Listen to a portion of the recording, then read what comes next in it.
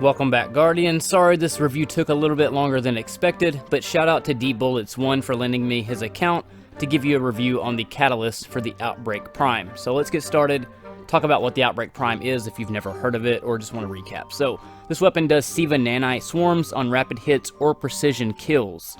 Parasitism, the weapon does more damage to enemies depending on how many number of SIVA nanites are attached to it, and then when you apply the catalyst to it, now you have the perk of any enemy that dies with SIVA nanites attached to them creates 4 more to be able to attach to other targets, and the nanites do more damage on top of that. Now let's talk about the damage comparison. This is without the catalyst, so 4 shots will start creating the nanite damage, and then it starts stacking up in damage, and you can see that it took 1 clip and then 7 pulls of another clip to down this high value target. Now let's go to the one with the catalyst on it and see what the damage comparison is, how many shots it's actually going to take. So light difference doesn't really matter in Gambit Prime, and I would rather test it in a Gambit situation rather than go into a lost sector to test it. So there's the first clip, and this is what I found really interesting. It takes the exact same number of shots to down the targets, no matter if you have the catalyst or don't have the catalyst. And the reason that is because it depends on if you're hitting more body shot or more crit shot, which is completely unpredictable. Here's something else I thought was kind of crazy. This is before the catalyst even existed in the game, and you can see the damage numbers are a lot different than what they are post-catalyst, even with the non-catalyst versus the catalyst. So I think they did a damage buff on the pulse rifle before they even released the catalyst on it and didn't tell anybody about it. Now here's the same thing without the catalyst, and the damage numbers are so much more than what it was prior to the catalyst being in existence. So I don't know what happened there, but it looks like they did buff it. Now here's with the catalyst on it as well. It takes actually 1 extra shot to down this target than it did without the catalyst, going back to, depends on if you're chaining a lot of body, headshots, all kinds of factors into that. So having the extra damage can and cannot help you in difficult situations, basically. Here is without the catalyst again. 1, 2, 3, 4, 5, 6, 7, 8, 9, 10, 11, 12, 13, 14, and then 15th shot takes the target out. Now let's do that same test, but let's put the catalyst back on and then count the number of shots that it is going to take out that same type target. 1, 2, 3, 4, 5, 6, 7, 8, 9, 10, 11, 12, 13, 14th shot. So if you're chaining all headshots, it gains you about 1 to 2 less shots if you have the catalyst, depending on what type target you're shooting it at.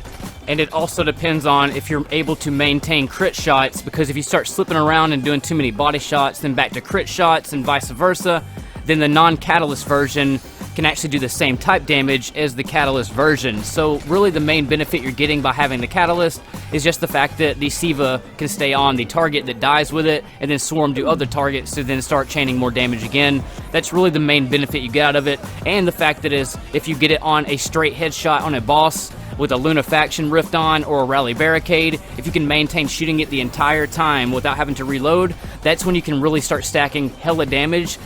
This clip was taken off of the Die Hard build that I'd made for the Warlock Lunafaction for the Sentry build. And at the end of this, I'll show you the damage comparison between both of them. I end up doing 109,000 damage, just one wave on the Prime Evil phase. And you can see 109 and some change for damage. Now let's put on the Catalyst version where we do more nanite damage, and this is where you can start really revving up some damage. But like I said, you have to get it on a rally barricade or Lunafaction, something that doesn't cause you to have to reload, and something that's straight target right in front of you that doesn't move around a lot. That way you can keep stacking the damage without seeing a lot of fall off or resets on the nanite damage and things like that that are just natural things that happen when you're out in the battlefield. It's hard to maintain crit shot all the freaking time on a console, but if you're able to get in a situation like this is where I highly kind of recommend it. And it does over 230,000 in damage, which is pretty nuts. So that's just a primary weapon, but I don't recommend sitting there and doing that on a primary. There's probably better choices for DPS, but if that's all you have left, it's not a bad option. Now here it is in the Lost Sector. This is with the Catalyst. So the Catalyst is on the weapon, and I want you to pay attention to what I was just talking about. If you have a lot of targets that are moving around where you can't maintain the crit shot full time on it, pay attention to these numbers, 530 and 322 nanite damage. So 530 crit, 322 nanites.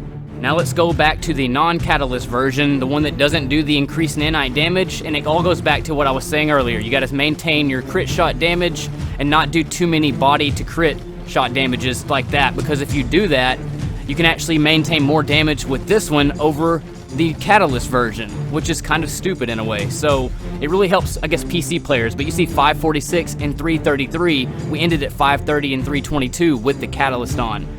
Pretty crazy.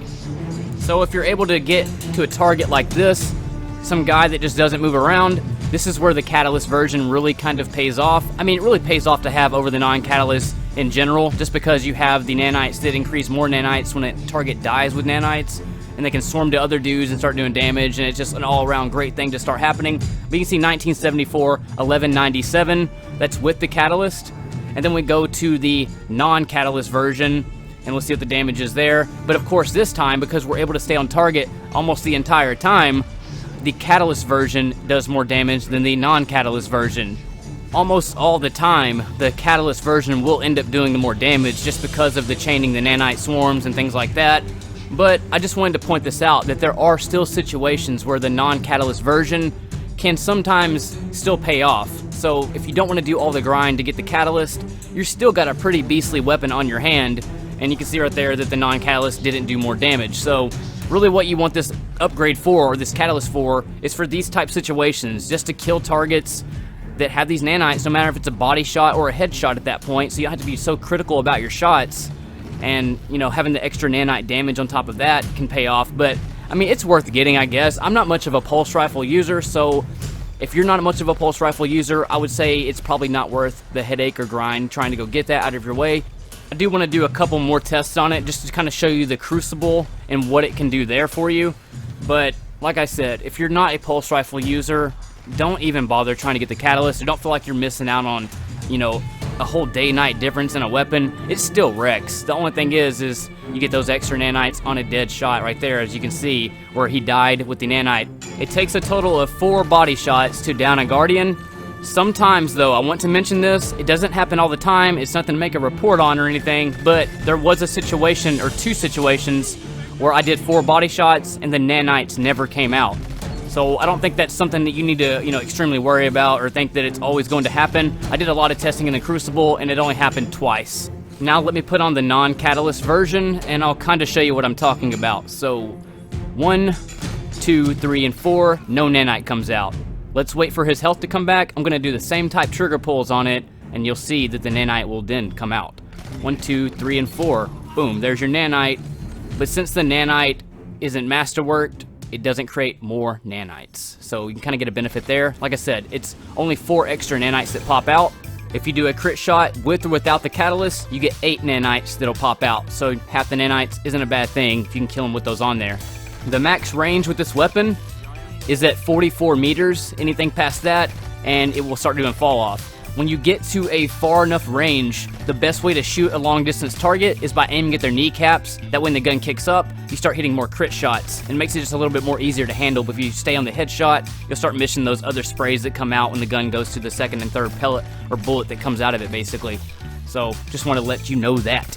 But let's talk about hipfire accuracy. So you get 14 meters of hipfire, and it's almost impossible to hit a crit shot on a hipfire past 14 meters on console. I don't know how that is on PC, but I couldn't get a crit shot to land when I went to 15 or any further. But as soon as I get to 14 meters, I can start landing crit shots from hip.